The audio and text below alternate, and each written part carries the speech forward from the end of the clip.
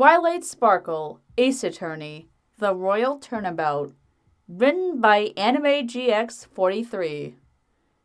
Day 2, Investigation, Locks and Chains. October 10th, Detention Center, Visitors Room. As Twilight had hoped, Discord wasn't at the detention center when she arrived herself. Since nobody else was there, Twilight was free to speak to Rarity without any interruption. Twilight and Spike asked the guard to bring Rarity in for a visit, hoping to squeeze more information out of her. No sight of Discord? Great, no problems. Ready to see Rarity, Spike? You know I always am. But will she talk to us? You had to press her really hard to just delay the trial. Spike has a point. She didn't tell us about Fancy Pants until the very last second. I guess it's secret weapon time. Secret weapon? What secret weapon? A magic spell that I've learned a while ago. One from one of Starsword the Bearded's old journals. It'll let me... Twilight? Before Twilight could finish explaining her spell to Spike, Rarity showed up on the other side of the visitors' room. The topic of the spell was no longer important since her friend/client had finally showed up. Hi, Rarity. You doing all right in there? Well, I'm doing all right, considering some of the guards here have been very nice to me. They've been a little googly on, but at least I feel safe from the other ponies in here. Why have I been worried about her? So, did Discord ask you anything after bringing you here? Yes, he wanted me to tell him why I was at a Canterlot hotel with Fancy Pants. I didn't tell him anything, though. Why should I? He's been trying to prosecute me. In that case, how about you tell me what you were doing? I'm defending you, after all. Twilight was hoping that Rarity would have been more helpful at revealing that she was with Fancy Pants on the day of the crime, thinking that it was her big secret. Unfortunately, there was something else that Rarity was trying to hide. I'm afraid I have nothing else to hide, Twilight. Yeah, I don't need a lie detector to know that you're a bad liar, Rarity. Speaking of which... Rarity, I want you to tell me with a straight face why you were at the Golden Horseshoe with Fancy Pants. As Twilight made her request, she secretly began channeling a magic spell. While her magic usually makes her horn glow purple, the spell she used made it glow a very faint green instead. Fine, I was there with Fancy Pants for a little vacation, just as I told you yesterday. As Rarity lied, the area around her suddenly became pitch black. In front of her, several chains appeared out of nowhere and wrapped around Rarity, with two large red boxes linking them together. Despite what it looked like, Rarity was unfazed by what happened, as if there were no chains at all. Ah! Where did those come from? Where did what come from, Spike? Those chains! And the boxes! And who turned off the lights? Rarity looked at Spike funny. She had no idea what she was talking about. Due to the glass windows separating Rarity from them, Spike felt useless. Incidentally, Twilight felt bad for not warning Spike about the spell she was casting when she had the chance. Don't worry, Spike. You're seeing those locks and chains because you're right next to me as I'm channeling this spell. Rarity, on the other hoof, can't see them at all. Please, will some pony explain to me about these locks and chains? Right now, I'm using an ancient spell I found. I've been meaning to test it. I guess it works. The locks me and Spike are seeing are called Psyche locks. Since we can see them, it means you're keeping a secret from me. Hey, how dare you try to read my mind? That's an invasion of my privacy! If I actually could read your mind, that would be really helpful. But this is the next best thing. All I need to do now is talk the truth out of Rarity, and she should spill her beans. Secret: why Rarity was really there. Whether you like it or not, you're going to tell me why you were at the hotel, Rarity. Try all you'd like. I'm keeping my lips tight. How would you like if I barged into your personal life? I guess she's right. Why she was with Fancy Pants isn't any of my business. Not a problem. There's something she's done that isn't personal. Fine. I won't ask you about Fancy Pants. Instead, tell me why you went to see Prince Blueblood. Why, I just heard he was at the hotel too, so I thought I'd give him a visit. Nothing suspicious about that, is there? A normal visit? No, but any visit is suspicious if you bring something like this with you. Take that! It's clear to every pony that you brought this gold bar with you, which is believed to be the weapon used in the crime. Care to explain it? Rarity was at wit's end trying to come up with an answer regarding the gold bar. You could make the argument that I was trying to give royalty as a loyal peasant. I'm sure Princess Celestia's always showered with gifts herself. Hey, she's right. How come no pony has given me any... Oh no, Twilight. Don't become what Star Cestus has been ranting about.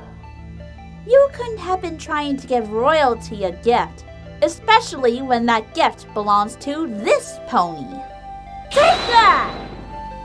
On the gold bar you brought, the magic residue of an unknown unicorn was found on it. The only other pony can only be Fancy Pants. The only pony you know here who's rich enough to have something like this. As Rarity stood in shock from what Twilight figured out, one of the two red locks around the chains shattered as if they were made of glass. Spike, still confused about what was going on, was surprised by the shattered lock. Whoa, Twilight! What just happened? Whenever one of the psyche locks breaks like that, it means I'm getting closer to getting the secret out. If I can break the second one, then Rarity will be more helpful. Although, I've already proven that Rarity had Fancy Pants' money and brought it over to Prince Blueblood. Now she's just being stubborn. Rarity, at first, felt hurt from what Twilight said.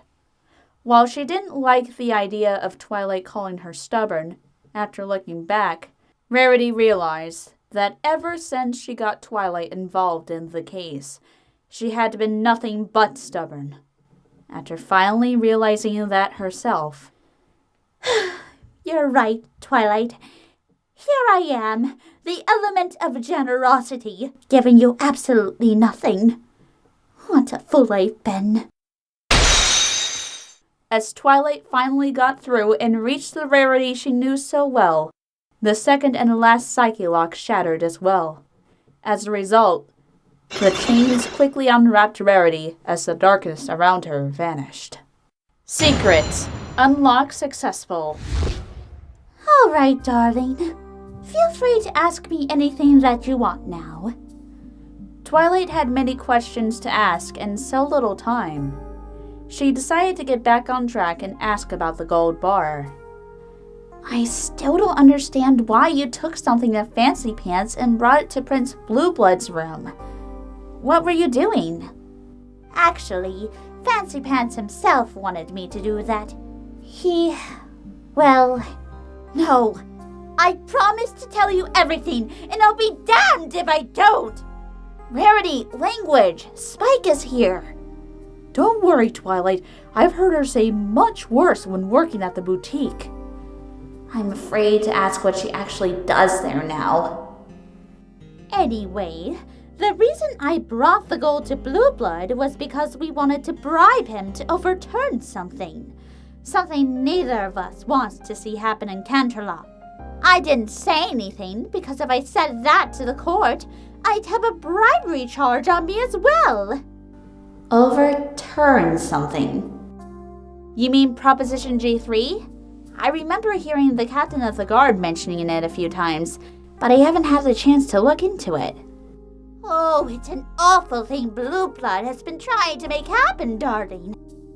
Basically, if it happens, taxes in Canterlot will be dropped a little for high-income ponies, but to balance it out, lower-in-class ponies in Canterlot will have their taxes almost doubled. It's insane! Oh, so it's about changing the way taxes work.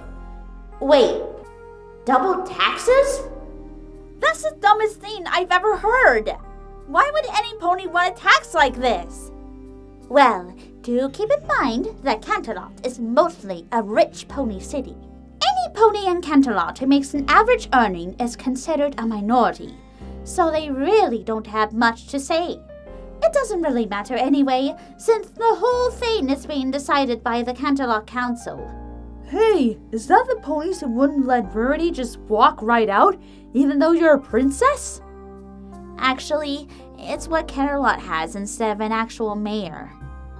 Since Princess Celestia and Luna both live in Canterlot, it was believed that a mayor would simply be overshadowed by the princesses. Instead, an anonymous group of ponies, chosen by Celestia and Luna themselves, act sort of like a team of mayors instead. Anonymous my hoof!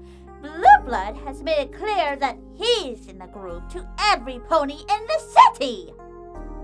So Prince Blueblood openly admitted that he was one of Canterlot's leaders, abused the power, and came up with a tax that would take money from less fortunate ponies for himself? Jeez, I'm glad some ponies smacked him. Rarity had given Twilight a lot of well-needed information. It was clear why royalty wasn't well liked by common folk in Canterlot, and more importantly, what Rarity was doing at Blueblood's room. So Fancy Pants wanted to convince Blueblood to keep Canterlot the same, even though he would have benefited from such a tax? Of course, darling. He's such a great stallion, never looking down at any pony. He strongly agrees that rich or poor, strong or weak, we should all be treated fairly. The real reason he wanted me to come was so I could help bride the prince without Fancy Pants getting caught. And that's when I found him out cold. Maybe I shouldn't tell her that this gives both of them motives. Wait, did you say you found him out cold while holding the gold? Well, yes. I thought it was obvious. While Twilight freaked out from her epiphany, she was also excited by it. Rarity! That means the gold bar you brought couldn't be the weapon used to attack the prince! Rarity had the happiest look on her face after what Twilight said. For the first time since getting sent to jail, she heard good news for her case. Oh, thank you, thank you, thank you! If it weren't for this glass wall, I'd be hugging you right now! Would you care to hug your attorney's trusted assistant as well? Oh, Spiky Wikey, I could kiss you both right now! Rarity said, making the baby dragon very, very happy. No time, Spike. We still have a lot to do. We may know Rarity is innocent, but we still need proof, and the only way to do that is to investigate. I'd very much like to talk to Fancy Pants for a bit since he's somewhat involved in this. Oh, well then, let me write down his address for you. I'm sure he's more than willing to help you out in your investigation. That would be great, Rarity. I promise you that when I come back, I'll have everything I need to end this trial tomorrow. I think I'll also make a note about Proposition G3, since that's going to be important. With a lead about another pony involved with the case, Star Cestus investigating the crime scene for her, and understanding the possible reason as to why Prince Blueblood was attacked at all, Twilight's investigation was up to a good start. She still had a lot to do, but she was certain that Rarity's innocence would happen. There was only one small problem that she didn't want to share with her friend. If everything Rarity said was true, then it's possible that it was Fancy Pants who was responsible for all this. To be continued.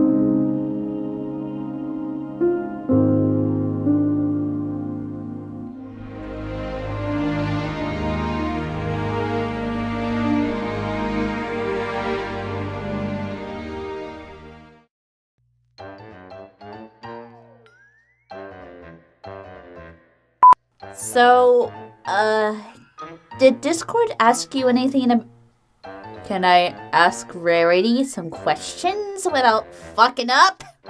Okay. Oh, I gotta try that again. I hate that goddamn Blueblood. Prince Blueblood is an asswipe. He shall be smacked and burned to hell. But anyway, onto the story itself. That's another blooper too. So Fancy Pants wanted to convince Blueblood to keep Canterlot the same, even though he would benefit from such attacks.